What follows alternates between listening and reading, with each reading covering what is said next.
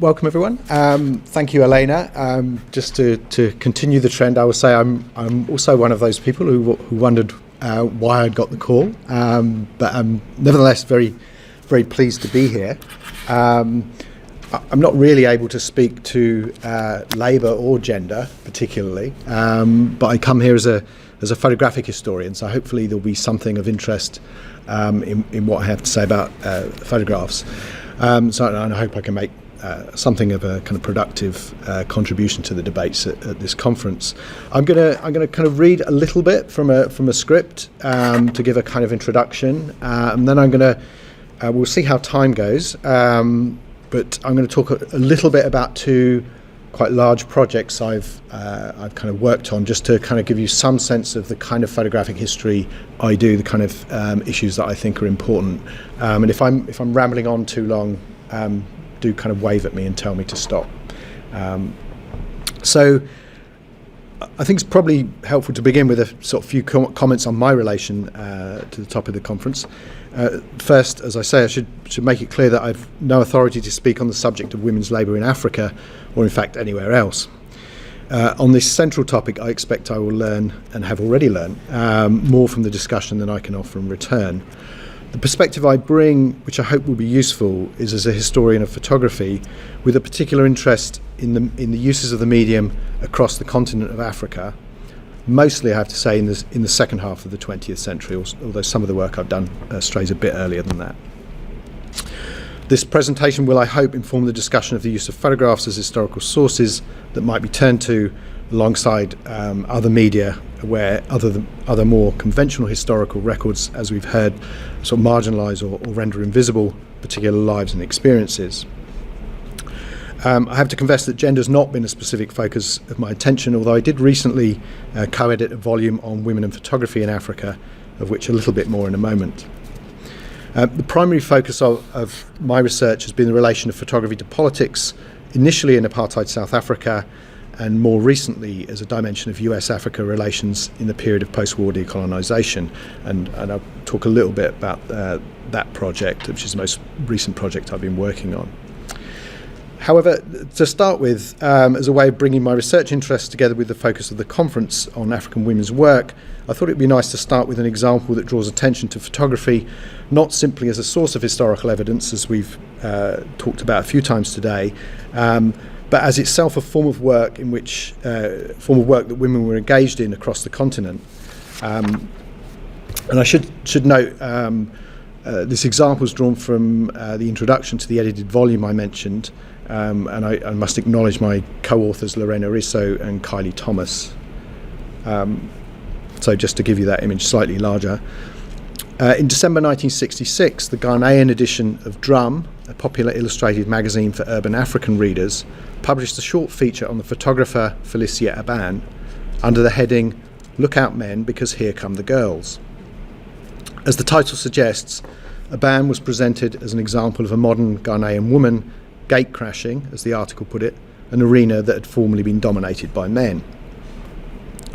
There can be no doubt that Aban was the equal of her male counterparts in merit and purposefulness, as the article puts it, yet the urgency of the wake-up call to the magazine's male readers seems somewhat ironic, if not entirely misplaced. Whilst Aban most likely appreciated the publicity value of her image appearing in Drum, she had in fact been running her own studio in Accra since 1953, after serving an apprenticeship in her father's studio in Sekondi, where she'd eventually run most aspects of the business. And she not only worked in the studio, but also operated as a freelance photographer for Guinea Press Limited, government press agency under Kwame Nkrumah. This is not to dismiss the evidence that the endeavour that underpinned Aban's considerable success in the context of gendered, familial and workplace relations, which in Ghana, no doubt as elsewhere, often militated against women succeeding in artistic and commercial photography. Notably, she recalled an incident during her apprenticeship when, following a mistake on a rush job, her father slapped her across the face with a sheaf of wasted photographic prints. For Aban, this was one of several hard lessons that fueled her determination to succeed on her own. Sorry? Okay.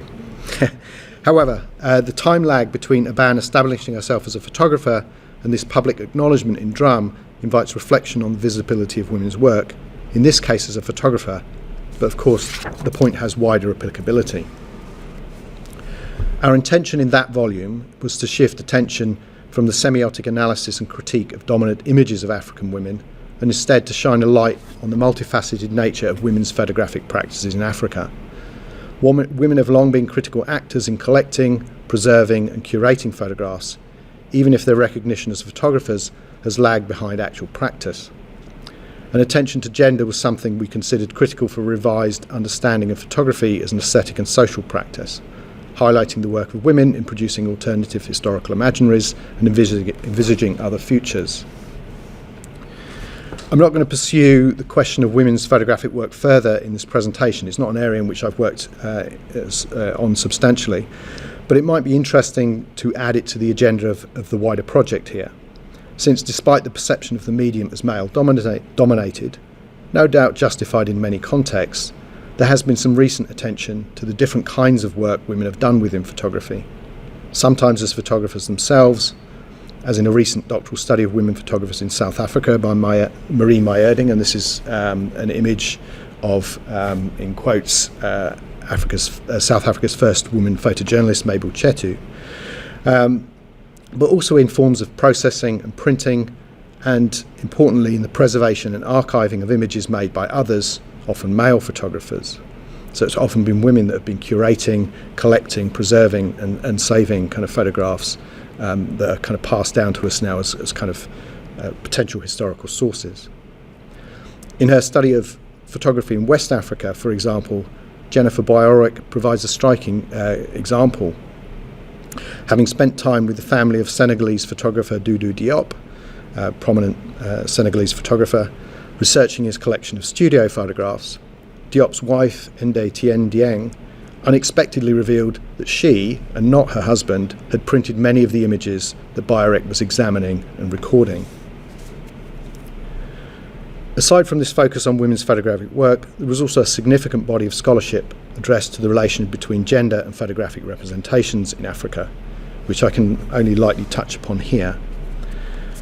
Perhaps unsurprisingly, reflecting both the predominant methodological paradigms of the period and the visual preoccupations of material available in colonial era archives, an early strand of scholarship on women and photography in Africa focused on representations of the female body. In the 1980s, for example, Malek Alula analysed early 20th century postcards of Algerian women as a form of pictorial Orientalism. As he described the project, and I quote, "to uncover the nature and meaning of the colonialist gaze, then to subvert the stereotype that is so tenaciously attached to the bodies of women," end quote. Significantly, Alula conceived his project as a response to an absence, a critique presented on behalf of women who did not have access to cameras through which to document their own ways of seeing. In this vein, the sheer volume of images made on the continent and distributed across the globe during the golden age of the postcard, coinciding with the height of African colonialism, has provided a rich seam of inquiry, and one that has the merit of accessibility. In other words, you can get lots of this stuff on eBay if you go looking for it. This has enabled the description of a gendered visual repertoire of ethnographic or racial types, missionary conversion, as well as the pervasive exoticization and eroticization of African women. It's also revealed instances where African women appear to have exercised a degree of agency over the ways in which they were depicted, commissioning photographs for their personal consumption, even if some photographers would later exploit those same images, by turning them into commercial postcards and rendering their subjects as anonymous types.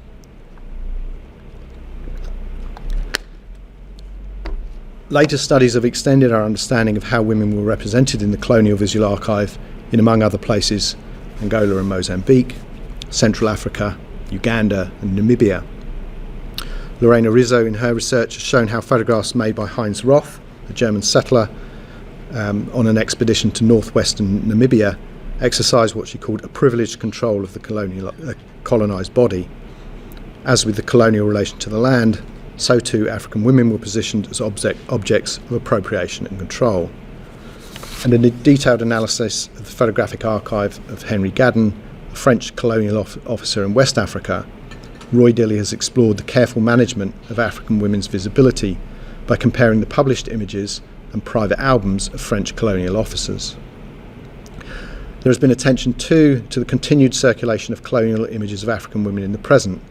Felipe Vicente argues, for example, that these photographs perpetuate the colonial domination that shaped their initial production. Yet, as Lorena Rizzo has also argued, returning photographs to their African subjects and making them the focus of oral narratives in the present holds out the prospect of revealing dimensions of agency largely concealed in the colonial photographic archive, what she refers to as moments of refusal, of active resistance to the camera and the colonial gaze. And I think that's an important methodological point in terms of thinking about how photographs from the various archives that we derive them can be used in the present.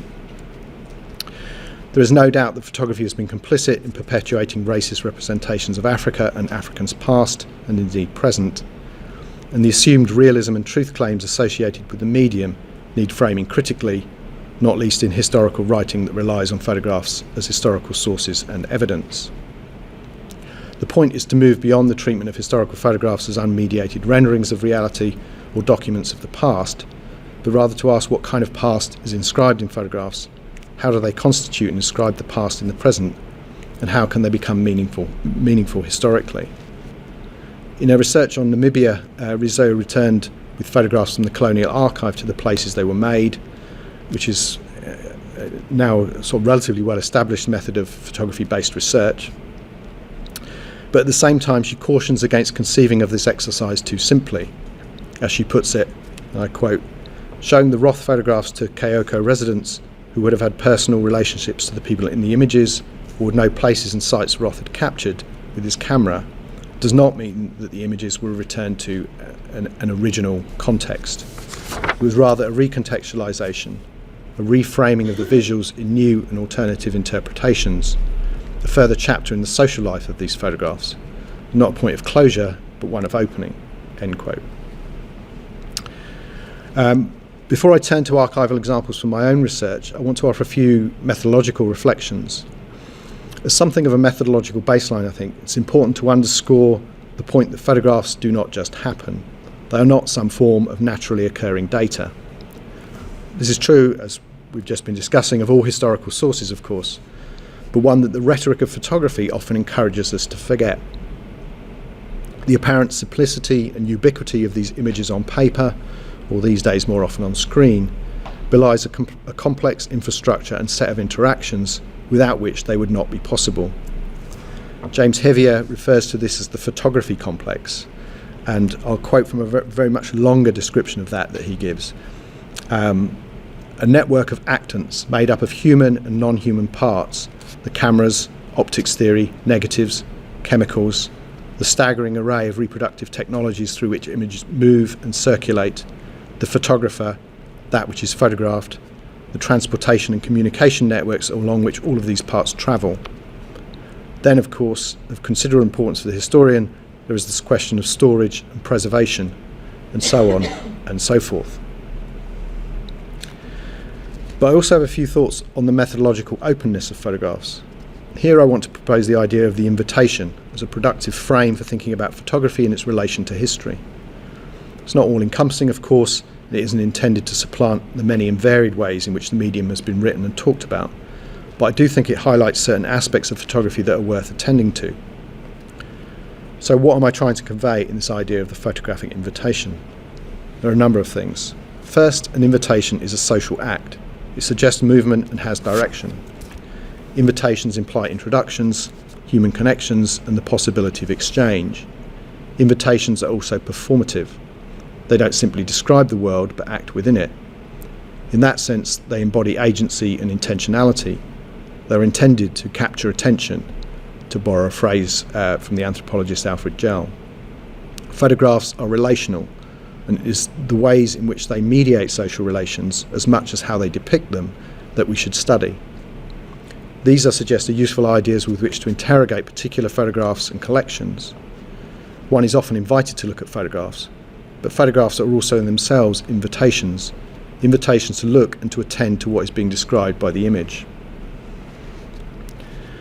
As Elizabeth Edwards put it in her recent book on photographs and the practice of history, which I would recommend to anyone, I quote, "Photographs are part of a series of propositions about what might be taken seriously and be considered as historically significant," end quotes.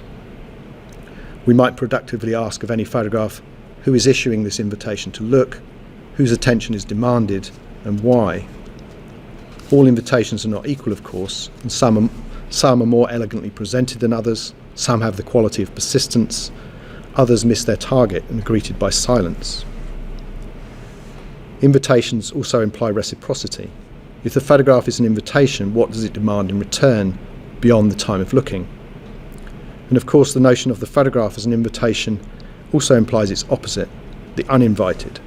And we are familiar with the idea that photography is the companion to many intrusive forms of looking. Finally, in deference to the material turn in photographic studies, one should also acknowledge that invitations and photographs often take a material form. They're a trace of something that happened, discarded or perhaps cherished material remnant, collapsing ephemerality and permanence. To put this another way, alongside photography's seemingly realist inscription of events is an affective pull, an embodied agency drawing the viewer into the image and the world it depicts. The discipline of history might be thought to contain the latter, to hold it critically at arm's length. Yet, to draw on Elizabeth Edwards again, maybe it's found its way into the practice of history nonetheless, and quite a long quote from Edwards, but quite an interesting one, I think. The existence of photographs, she says, could be said to have a profound, if largely unrecognised, impact on the way in which historians select their evidence and construct their frames of analysis. Photographs as inscriptions have stimulated a countercurrent to the established practices of historical representational distance. They make historical intimacy and connection appear achievable. One is tempted to ask if the experiential turn of so much contemporary history, marked by a concern not simply for what happened, but for what it felt like and how it was experienced, can be attributed, though unacknowledged, to the existence of photographs in the historical landscape and their restatement of historical presences, end quotes. If the central task of photographic history is to document and describe the context in which photographs come into existence and are shown and seen, which is what I think it is, perhaps it's no less important that those who work with historical photographs recognise, think critically about, and work with the generative and performative capacities of the medium, which remain undiminished by age, the ability of photographs to create new meanings and to invite new encounters. All of these ideas, I suggest, require that we think beyond the photographs as simply an image or a realist inscription of the world. And so with that as a kind of introduction, I want to talk about two projects that I've been involved, quite long-term photographic projects, just to give you some sense of the different kind of material I've been working with and the different kind of approaches to that material. So the first of these is something I call the Brian Heseltine collection. Brian Heseltine was the photographer. This is a collection of work that was made in South Africa, in and around Cape Town in the very late 1940s and early 1950s. Most of the images I've brought with me are taken in a place called Windermere, which was at the time a kind of peri-urban settlement on the edge of Cape Town, largely the kind of shack settlements that you can see in the background of this image. The photographer did also work in other areas of the city, in Wokap, in District 6, and in some of the kind of apartheid townships, Langa and Nyanga.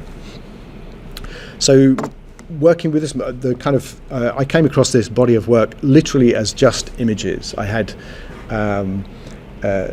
initially a kind of handful of prints, and then subsequently a whole load of negatives that had not been printed, which I was able to get some funding to digitize. In a sense, starting with the image, what I did was to try and plot out a kind of set of original contexts and histories of the images themselves. I mean, one of the things and this is true of a lot of African archives, is this collection was mobile. It was made. The images were made in the late 40s and early 50s in South Africa, but for the majority of their lives as images, they had existed outside of South Africa. They'd been moved to the UK with the photographer in the early 1950s and had not returned, and did not return until, or some of the images returned through through the kind of process of this project, because we thought that was an important thing to do. So really, I was kind of thinking about kind of three kind of histories in kind of approaching this project. So the history of the photographer, the history of the people in the photographs, and the history of the photographs themselves. So not just what's in the image, but where has that image travelled? What work is that image doing in those kind of different contexts in which it's travelled? Embodied in the imagery and in the way it was used, there are a series of kind of aesthetic, but also kind of reformist and political kind of ambitions, not all of which were owned by the photographer. I have to say that the photographer had a particular kind of aesthetic interest in a lot of what he was documenting, and it was others that saw in it an opportunity to pursue certain agendas that they were more interested in pursuing. Another way of thinking about this project is of a kind of photographic exchange between the UK and South Africa, both at the time when that work travelled from South Africa to the UK in the 1950s, but also more recently, as through the agency of this project, we returned some of those images to be displayed back in Cape Town. So very much interested in not just the kind of the images as kind of telling us something about a historical context, but actually understanding the history of that image. And I think understanding that kind of history of imagery is important for anyone who's working with collections of photographs. Understanding why those images were produced, who they were produced for, where they were circulated, is important for understanding that as critically as a kind of historical source, because it will help you understand the things that are not in there as well as the things that are in there. So there was a kind of general, I kind of steered clear of the idea of repatriation, but a kind of sense of reconnecting this body of work back to the South African context from which it came. This is quite a large project, so I'm kind of summarising a fair bit, but one way of thinking about the kind of the trajectory of these photographs is a story of three exhibitions. The photographer had begun this work actually independently, and I probably should say this is quite an atypical collection, right? This is not it's quite unusual in the quite unusual in this particular area, this Windermere, this peri-urban area. The only other photographs really you'd find of that area would be there might be some press images when there were kind of fires or floods in the area. There may be some sort of domestic vernacular photography produced by itinerant photographers and so on, but this is probably the only kind of substantial record of its kind. It's also kind of hesitate to use the word high quality without kind of giving a lot of context to that, but in photographic terms, it's very a very skillful photographer in terms of his use of the medium. So he'd come to that, but at some point in the early 50s, his work had come across the table of the South African Institute of Race Relations at a point where they were thinking about housing in the Cape, thinking of housing for kind of black Africans migrating into the city of Cape Town. And so they appropriated this work and presented it initially in South Africa. In Stutterford's was a sort of well-established department store associated with a sort of white, probably English-speaking, liberal kind of clientele. So exhibited it in a sort of top floor of the department store under the auspices of, as I say, of the Institute for Race Relations, as a project about reforming housing for black South Africans. When the same images, when they travelled to the UK through a series of kind of serendipitous encounters, they were picked up by the Society of Propagation for the Gospel, so a mission society, at the point at which missions were being pushed out of education in South Africa. And that society saw them as a potential opportunity for fundraising for what was their South Africa Emergency Fund campaign to raise funds for their activities in South Africa. But that was also a moment when the kind of international anti-apartheid movement was forming in relation to the church in Britain, and so this work was picked up and used as part of an argument, that was arguing against apartheid. So a very different political message than it had been used in South Africa. Images were the same images, absolutely the same images. So thinking about the way in which works kind of picked up, used, recontextualized, I think is really important.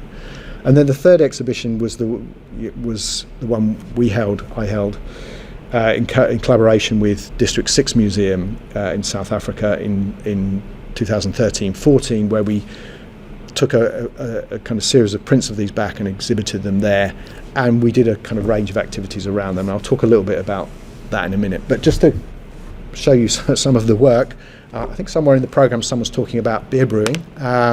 So this is a kind of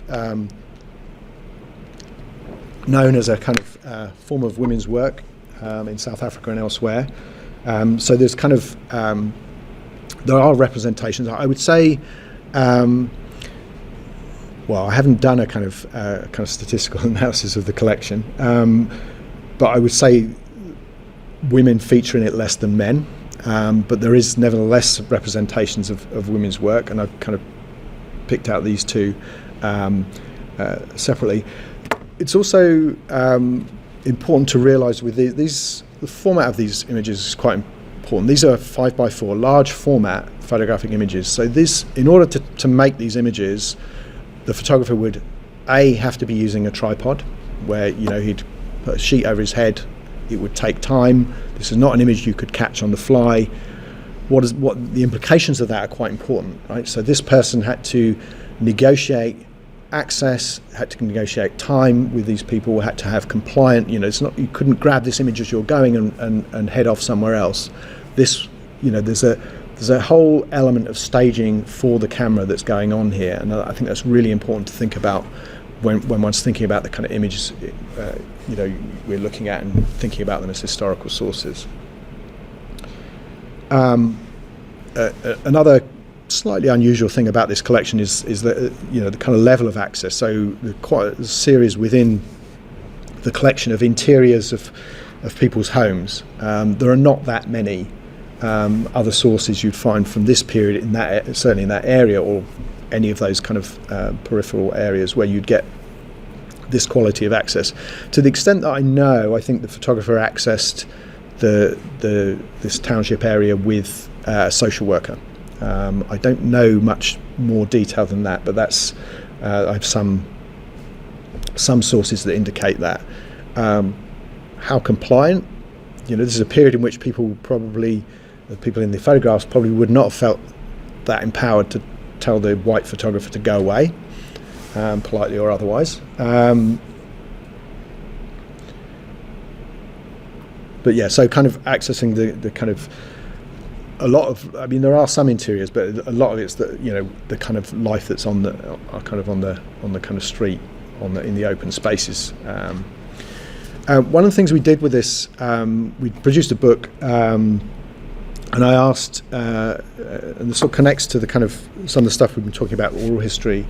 South African oral historian Sean Field, who'd done a lot of oral history work in Windermere, or with former residents of Windermere, I should say. The area was subject to forced removal very shortly after these photographs were made.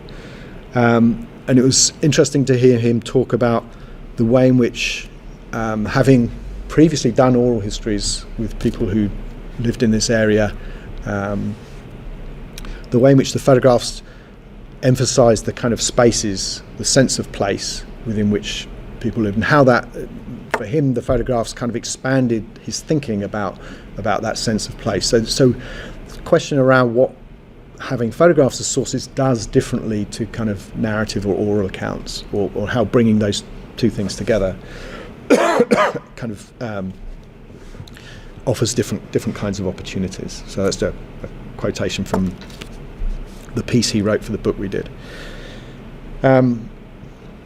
Really important question of understanding context. Clearly, this is a photograph of somebody constructing a kind of beehive hut. However, this is someone constructing a beehive hut at the Van Riebeck Festival, which was the 300-year anniversary Africana festival of the sort of founding of the Cape.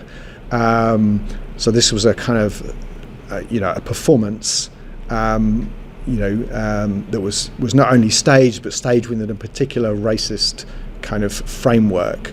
So understanding everything that sits behind the image is absolutely central to kind of to the way in which I think about doing photographic history work. And just sort of very briefly on this example, this is the work the photographs back in on exhibition in Cape Town, working with the District 6 Museum, which is a museum that has a particular remit for working in relation to forced removal, apartheid forced removal. So we worked with the museum.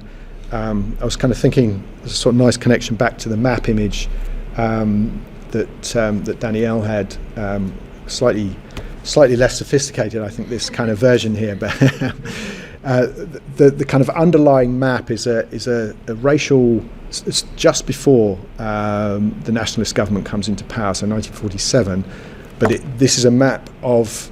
It's a wonderful object. It's a huge map on kind of sort of material of. So what you can see there at the top, your left, is Table Bay, and this is the city laid out, and down at sort of almost, it's not quite house level, but kind of part of street level, you've got in type written kind of the racial character, is it coloured? Is it, who's living in these different blocked areas? But part of the reason for using that map was to kind of think about this collection, to position it in relation to the different spaces of the city that were being documented.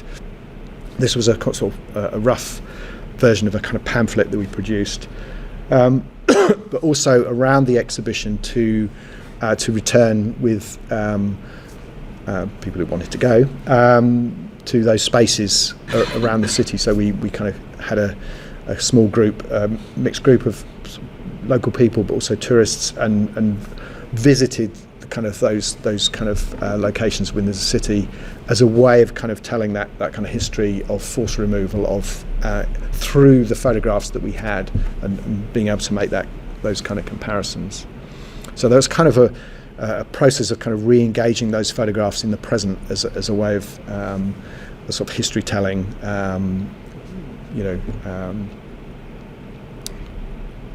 and I've just partly because in preparation of this conference, I was looking through for images of women's labour in the collections that I've got. This is the same photographer, but I apologise because this steps out of Africa. This is actually the Caribbean. The same photographer photographed for the Society for the Propagation of the Gospel that some of what they were doing in the Caribbean. So he did a kind of mini tour, and I was just kind of interested. Firstly, there's some interesting works of images of women's labour, but also some interesting kind of themes. So I kind of showed you the earlier images of the kind of classroom scene. Clearly, this photographer, so thinking about what the photographer is attracted to record, what's included, what they're missing out as well. So I'm thinking when Danielle was talking about the kind of street scenes in Edo. There's also a certain attentiveness that probably is shared across artistic practitioners. So so the written records will leave things out, and they will also leave things out. So knowing what the gaps are in those different areas, I think, is important. And so thinking, what are the kind of themes that return, and why are those themes returning, and for whom do those themes, or to whom do those themes speak, and what might be left out of that. But also one of the sort of wonderful things with photographic collections is there are a whole load of images that were probably never used or seen, and I think these were probably two of them.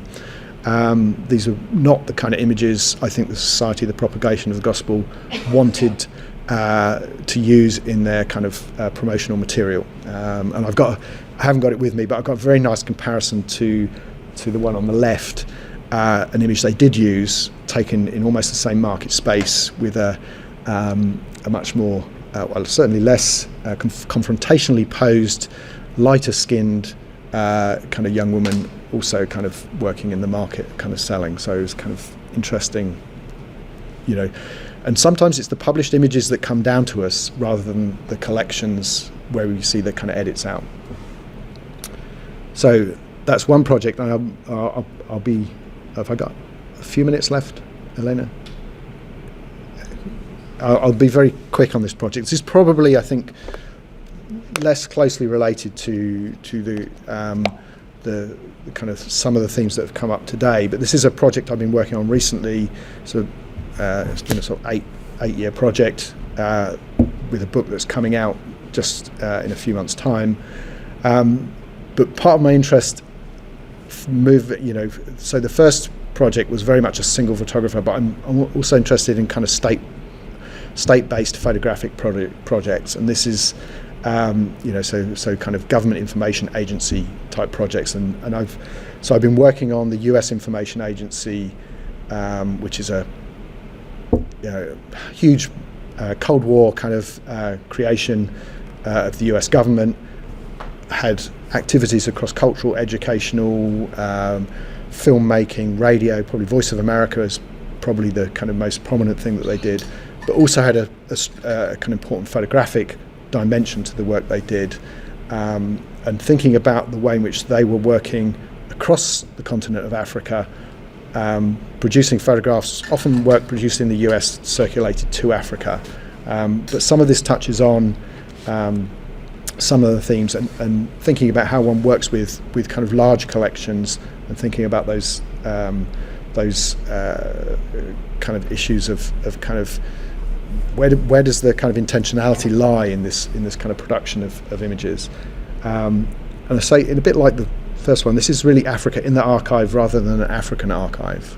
Again, this is most of the material here is in the US National Archives in Washington. So the Africa program, so the United States Information Agency had programs that were produced material that was disseminated across the globe. It had programs, for example, poster series magazines that were disseminated across the continent of Africa, and it also had specific country operations. It's, a huge financial investment in photographic activity in Africa. Overlaps with the kind of late colonial period, where there's a kind of emphasis on modernization and development themes, where things like nursing and healthcare, some of that material comes in, but actually takes on a slightly different character in response to the Cold War. In a sense, there's a sort of rapid expansion from the late 50s into the 1960s, as the US is worried about its image in Africa and what China and the Soviet Union are doing in Africa. Multiple forms. That's another thing to think about when thinking about photographs. In what forms are they being received? This is a locally produced, so produced in Accra, calendar to celebrate Ghanaian independence. So I've given you the Eisenhower image. There are another 11 images, a lot of which are to do with US-Ghana relations. Primarily focused, I say, the Africa program from certainly from the mid to late 50s onwards on African elites and students. They, unlike the earlier colonial, they did have mobile film trucks that went out to rural areas, but it became a much less important part of what they were in. They just didn't feel they needed to address those audiences. Just to think a little bit about kind of this kind of question of staging and performance. There's a wonderful piece of evidence of the extent to which the agency had, tried to kind of steer the photographic record. So it had its own staff photographers, but they also used quite a lot of photographers. So quite a lot of stories around African students studying in the US during the 60s. This is a 8-page pamphlet, which my assumption is that this was distributed to photographers that were doing work for the USIA, telling them these are the kind of pictures we need. showing friendship, making sure you've got black and white people in the same image. So whenever you're looking at any of these images, you have to keep in mind this kind of choreography, if you like, so the kind of project I've been working on, I think of as what I'm calling a photography of relations. So it's about picturing relations. It's about photography as a way of performing and affirming relations, and it's also about photographs as circulating as a token of relations, in this case between nations. And just to give you a little bit of sort of trajectory, this is some of the very early stuff, film strips, which are kind of illustrated lecture form. You can see on here, on the left, you've got frames 8 and 17 of a story about the production of piassava in Liberia, which was then exported to the US and turned into brooms in the US. So you've got in the whole full kind of film strip, you've got that full narrative, and each of these images would have been accompanied by some scripted text. The image on the left is just a single frame from another film strip called Healthcare in Liberia. And you've got some very conventional humanistic, post-war humanistic photography in there. But you've also got some interesting, this is a women's political rally ahead of elections in Togo. Some images that you come across in the collection, you're not quite sure how they ended up, quite what the thinking was. And often you're doing this kind of work, you're often confronted by the image and scrabbling around to find documentation that helps you understand why, or in some cases even when and where images were made. Part of the production this is a US produced French language newspaper that was distributed in largely French-speaking West Africa. But producing a kind of, this is a sort of social photography almost, social, political, images of things going on in this, that would be of interest to other African elite readers of this paper, which support American foreign policy directives, I should say. Continent-wide poster series distributed through from I think early 60s. I'm not sure when they stopped. My research really stops at the end of the 60s. Produced in Arabic, English, French and Swahili. And so I think you've got a delegation of Malian women leaders at the bottom middle image, along with a whole raft of other things. A lot of the stories on women in this material often have a slightly more trivializing element to it. The image on the right is Margaret Kenyatta, but Margaret Kenyatta visiting Disneyland. So there's a kind of, I don't know if anyone recognises the image on the left. The image on the left is Miriam Makeba when she was fairly early in exile from South Africa in the US. Again, it's intriguing kind of way in which the US government used a figure like Makeba as part of their sort of appeal to wider African nations, whilst at the same time supporting the nationalist government, or not undermining the nationalist government. Probably more images on consumerism than on labour.